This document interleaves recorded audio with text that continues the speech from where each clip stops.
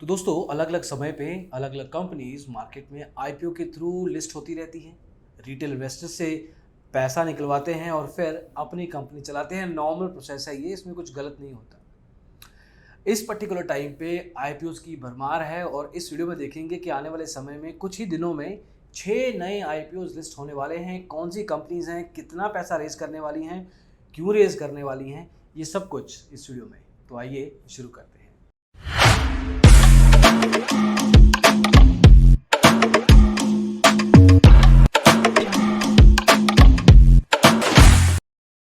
तो दोस्तों छोटे बड़े हर तरह के आईपीओस मार्केट में आने वाले हैं, जिसमें कि एप्टस वैल्यू हाउसिंग फाइनेंस, उसमें कार ट्रेड ट्रैक है, सुप्रिया लाइफ साइंस है और कुछ छोटी कंपनीज हैं, कृष्णा डायग्नोस्टिक्स, विजय डायग्नोस्टिक सेंटर और एमआई ऑर्गेनिक्स। अलग अलग कंपनियां क्या क्या काम करती हैं ये देख लेते हैं।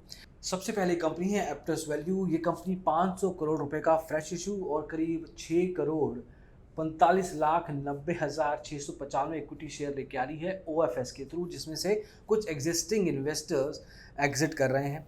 अब ये जो पैसा फ्रेश इशू से निकाला जाएगा, ऑब्वियसली ओएफएस वाला पैसा तो इन्वेस्टर लेके चले जाएंगे क्योंकि उन्होंने पहले इन्वेस्ट किया था, लेकिन जो फ्रेश इशू से पैसा निकाला जाएगा वो कंपनी का कैपिटल बेस और जो फ्यूचर में ग्रोथ रिक्वायरमेंट है उसमें लगाया जाएगा। फ्यूचर की ग्रोथ रिक्वायरमेंट क्या है ये ज़रूर आपको डीआरएचपी में मिलेगा। और किसी भी आईपीओ में पैसा लगाने से पहले कोई कंपनी कहे कि फ्यूचर ग्रोथ रिक्वायरमेंट्स या ऑपरेशनल जो भी कॉस्ट लगनी है उनकी, उसमें पैसा लगाना है तो उसमें आप इन्वेस्ट ना ही करें, क्योंकि कंपनी को एग्जैक्ट क्लैरिटी नहीं है।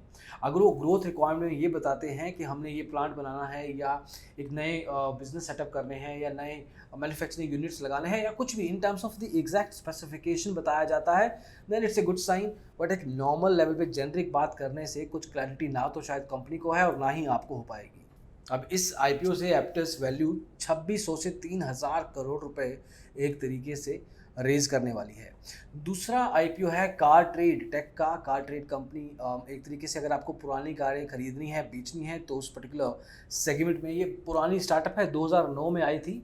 ये ऑफर्स में है, ऑफर फॉर सेल में 12 मिलियन शेयर्स, इक्विटी शेयर्स एक तरीके से लेके आ रहे हैं।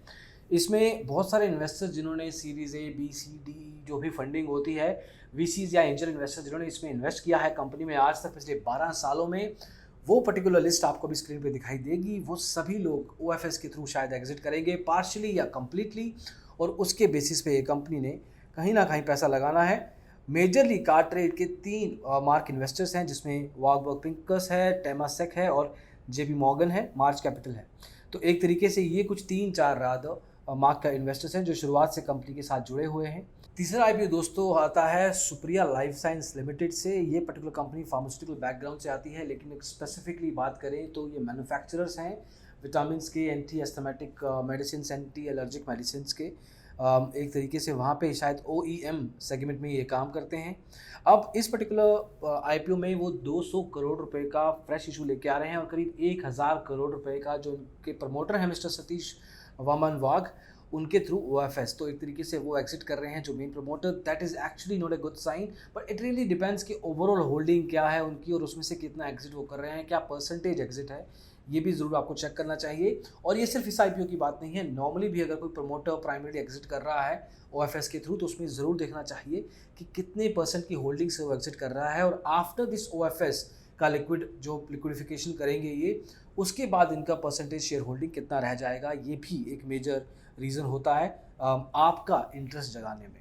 और इस पर्टिकुलर आईपीओ के जो पैसे रेज होंगे, जो 200 करोड़ रुपए, वो फंडिंग कैपिटल रिक्वायरमेंट्स के लिए यूज़ होगा, जो पुराने कर्जे हैं वो चुकाने के लिए होगा, और जनरल कॉर्पोरेट पर्पसेस।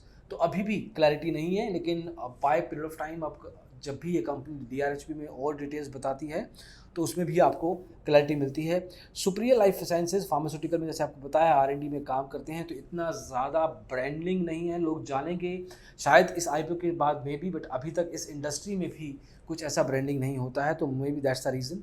अगला है कृष्णा डायग्नोस्टिक्स आईपीओ। ये पर्टिकुलर कंपनी 400 करोड़ रुपए का फ्रेश इशू लेके आ रही है और करीब 94 lakh shares existing share holders से। इसमें कुछ शेयर होल्डर्स अभी आपको स्क्रीन पे दिखाई देंगे, ये सभी लोग प्री इन्वेस्टेड हैं। यहाँ से जो पैसा एक तरीके से रेस होगा प्राइमरी मार्केट से, वो इनको डायग्नोस्टिक सेंटर्स बनाने हैं, यहाँ पे स्पेसिफिक डिटेल्स हैं, ध्यान से सुनिए।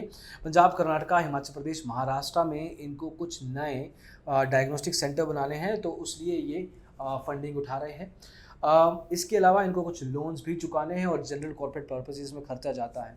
तो दोस्तों यहाँ पे थोड़ी बहुत क्लैरिटी दिखती है, लेकिन कंपनी की बैकग्राउंड कैसी है, अगर आपको किसी भी आईपीओ का इनमें से रिव्यू चाहिए तो ज़रूर बताइएगा कमेंट्स में, and we will come back with the detail review. अगला आईपीओ जो आपके सामने आ सकता है कुछ ही दिनों में, वो है Vijaya diagnostics. 35 million equity shares में ये ओएफएस लेके आ रहे हैं। कुछ फ्रेश इशू नहीं है।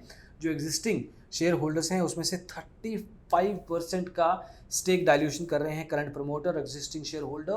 That's a huge chunk. मतलब जो भी खुद जिनकी भी कंपनी है उनमें से 35% का इक्विटी वो अभी निकल जाएगा उनका, और एक तरीके से जो उनका ओवरऑल इंटरेस्ट है रिलेटिवली मच लेसर रह जाएगा। Then you have MI organics. ये पब्लिक इशू फ्रेश इशू में 300 करोड़ रुपए का लेके आ रहे हैं, और ओएफएस ये 6 मिलियन शेयर्स के लेके आ रहे हैं।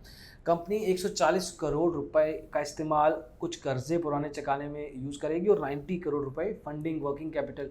वर्किंग कैपिटल का दोस्तों मतलब होता है कि जो रोज़मर्रा की कंपनी को चलाने के लिए खर्चा चाहिए, उसके लिए 90 करोड़ रुपए खर्चा एक तरीके से एकत्रित किया जा रहा है।